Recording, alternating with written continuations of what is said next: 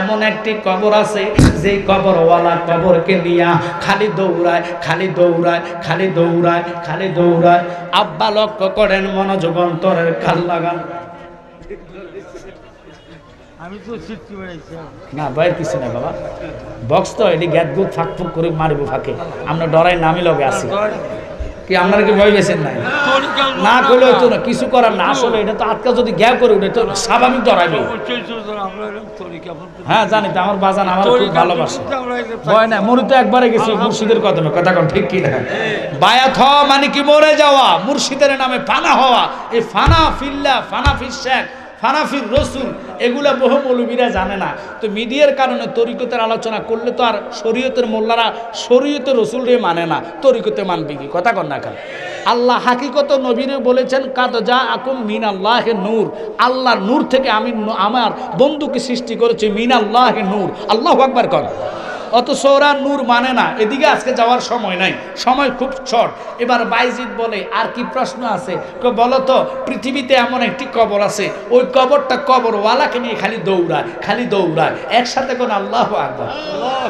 আপনাকে সানকোলার আশেপাশে গ্রামে কি কবরওয়ালাকে কবর নিয়ে দৌড়ায়? কোন শুনছেন কবর দৌড়াইতে?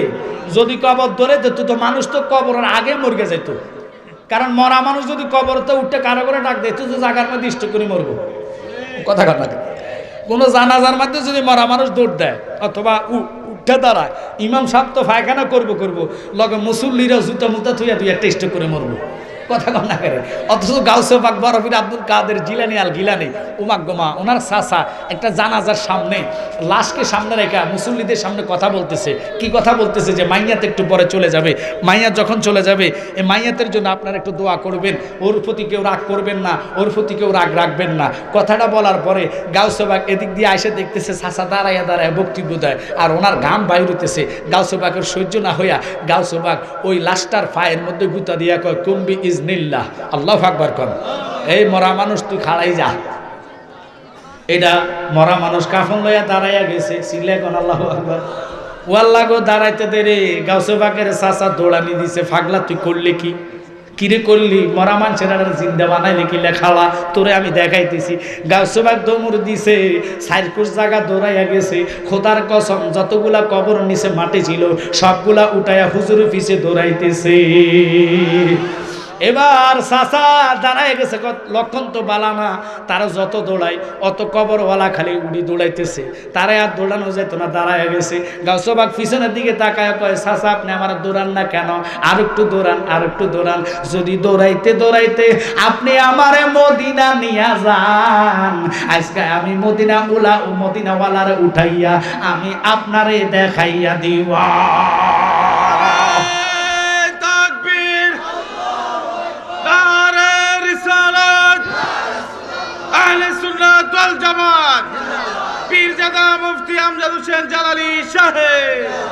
বাজান খুব খেয়াল করবেন।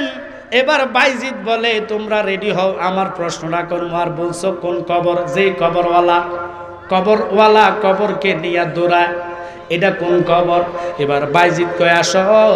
আল্লাহ দেখেন বাবারে, ও বন্ধুরা আমার মনোযোগার প্রেম নিয়ে কথাগুলো শুনবেন, কারণ নবীর মহাব্বতে প্লিজ বাবা তোমরা কথা বলো না। কথা বললে আলোচনার ডিস্টার্ব হয় বাবা। আমার আল্লাহ সৃষ্টি কইরা দেখেন মাছের পেটে ইউনুস আলাইহিস সালামকে আল্লাহ মাছটা গিলেছেন, ওই মাছটার আরেকটা মাছে খেয়েছেন। খাবার পরে মাছটা সারা সাগরে দৌড়াইছে, কবরটা ছিল ভিতরে। চিল্লে এখন আল্লাহু আকবার। এবার বলে ওই কবর ইউনুস আলাইহিস সালাম রে লইয়া মাছে দৌড়াইছে, 40 দিন পর্যন্ত দৌড়াইছে মাছে। লেকিন মাছের পেটের ভিতরে ইউনুস নবীর মাছে হজম করতে পারে না। ওরে আল্লাহ তোমার লীলা খেলা কেউ বোঝে না, মাওলা রে তোর লীলা খেলা কেউ বোঝে আল্লাহ রে তোর নীলা খেলা কেউ বোঝে কেউ। ইউনুস নবী মাছের পেটে ছিলেন যখন দরিয়াতে, ইউনুস নবী মাছের পেটে ছিলেন যখন দরিয়াতে মাছের পেটে ইউনুস নবী হজম কেন হইল না বল মাছের পেটে ইউনুস নবী হজম কেন হইল না আল্লাহ তোমার লীলা খেলা কেউ বোঝে কেউ বোঝে না মাওলা রে তোর লীলা খেলা ফাঁকি দিয়ে কথাটা বলেনি ওয়াজ আরো রয়ে গেছে আরো আধা ঘন্টা সময় আছে আলহামদুলিল্লাহ বলেন আপনারা শুনতে চান কিনা ওয়াজ একটু কথা বলেন চান কি চান না দু হাত তোলা দিয়ে সবাই দেখান নারায়ে তাকবীর নারায়ে রিসালাত আহলে সুন্নাত ওয়াল জামাত আলহামদুলিল্লাহ আল্লাহর কাছে শুকর এই মাগরিবের সময় যে মাঠের অর্ধেক আলহামদুলিল্লাহ কারণ এই সময় এত লোক হওয়া অসম্ভবের বিষয় মানুষ মাত্র আসতেছে কেউ খাওয়া দাওয়া করে আসবে এরপরও আমার মিডিয়া বা এরা সব হাজির আপনারাও হাজির আলহামদুলিল্লাহ কর মানুষ আর আসবে তো ফাঁকি দিয়ে কথাটা বলে নেই আল্লামা ফির মুফতি গিয়াসউদ্দিন তাহিরি ভাই রুহানি সন্তান প্রতি বছরে নাই এবার আপনাদের জন্য নতুন জিকরি মোস্তফা গজলের বই এনেছেন এই নাতগুলো যেগুলো বলেছি আরও কিছু নতুন গজল আছে এখানে ফরিদি ভাই তাহিরি ভাই আশিকি ভাই এমনকি আলাউদ্দিন জিহাদি সহকারে আমাদের লেভেলের রুহুল আমিন সিদ্দিকী সহকার প্রত্যেকের বাসায় কিন্তু গজল এনেছেন আপনারা নাতের গজলগুলা এই যারা শিকনীয় আছেন রসুলের নাচ শিখলে কলিজার মধ্যে নবীর মহাব্বত পয়দা হয়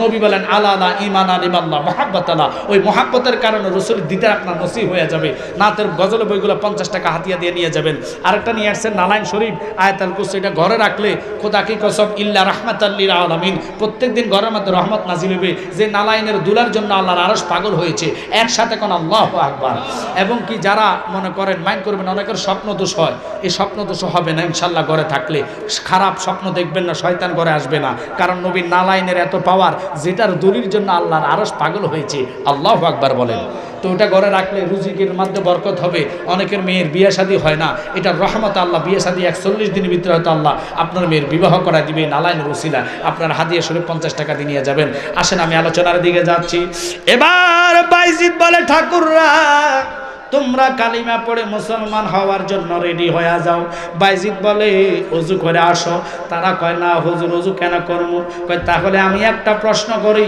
ওই প্রশ্নটার উত্তর তুমি দিতে পারো না তোমরা 27 জনে করব তোমরা তো আমারে 18টা প্রশ্ন করলা 18টার উত্তর আমি দিয়া দিলাম কয় এক নম্বর প্রশ্ন কি বলেন একটা প্রশ্ন হলো আসমানের চাবি কি জান্নাতের চাবি কি এবার হিন্দু বেটা বুঝালাইছে মাথা ঠাকুররা নিচের দিকে দিয়া আর কিছু কয় না এবার বাইজিদ কয় কও না কেন আসমানের চাবি কি কয় হুজুর কইলে তো গলত হইয়া যাইব আমরা দেরি করাই না তাড়াতাড়ি কালিমা পড়ায়া মুসলমান বানাইয়া দেন নারায়ে তাকবীর নারায়ে রিসালাত ইয়া রাসূল নারায়ে রিসালাত ইয়া রাসূলুল্লাহ আব্বা শুনেন এবার বাইজিদ আরো দলিল দেয় তোমরা ঠাকুররা বলতে পারো না কেন আমি বইলা দিই শোনো রে শোনো এই প্রশ্নের উত্তরের পরে বাইজিদ বলে তোমাদের ধর্মের কলকি ফুরান কিতাবের মধ্যে তোমরা কিতাব মানো আমি বলি বই ওই কলকি ফুরানের 26 পৃষ্ঠা মনুদেবতা ঠাকুর তোমাদের ঠাকুরে লেখছে